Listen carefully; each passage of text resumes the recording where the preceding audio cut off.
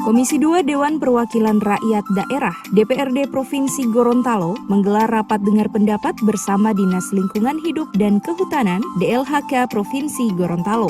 Rapat yang berlangsung di ruang sidang tersebut dipimpin langsung oleh Ketua Komisi 2 S. Pintuli dengan agenda pembahasan terkait evaluasi program kerja DLHK pada tahun anggaran 2020 dan pelaksanaan program tahun 2021. Adapun dalam pembahasan tersebut sejumlah permasalahan telah diungkap, salah satunya yakni tentang masalah limbah B3.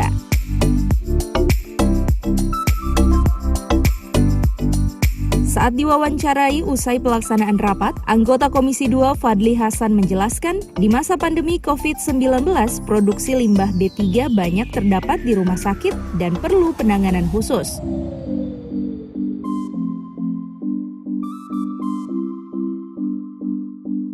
Sehingganya melalui rapat tersebut, Komisi 2 menginginkan adanya penambahan insinerator atau alat penghancur limbah berbahaya di setiap rumah sakit. Belum lagi menurutnya tahun 2021 ini merupakan gerakan vaksinasi COVID-19 terhadap masyarakat, sehingga gerakan tersebut dikhawatirkan akan membawa dampak bertambahnya sampah yang dihasilkan seperti jarum suntik. Dengan adanya pandemi pasti itu banyak menyebabkan limbah-limbah B3 yang ada di Provinsi Gorontalo pasti bertambah dengan adanya tracing dan testing yang ada untuk coronavirus ya.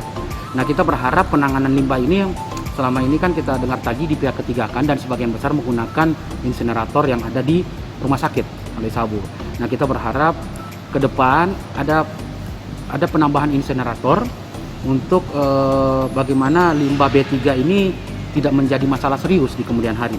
Nah, kita tahu bersama dengan seiring vaksinasi berarti limbah B3 akan begitu besar. Karena suntik yang digunakan, ya, coba dikalikan berapa ratus ribu, itu kan limbah B3 yang akan dihasilkan. Kita berharap ada grand strategi untuk pengolahan limbah B3. Tadi titik poinnya terhadap itu karena semangat vaksinasi di tahun 2021 ini. Nah, kita berharap ini tidak menjadi dampak lingkungan yang begitu besar. Karena ini kalau jadi masalah, bisa menyebabkan ada masalah baru lagi terhadap lingkungan, yaitu penyebaran limbah B3 yang tidak terkontrol di Gorontalo.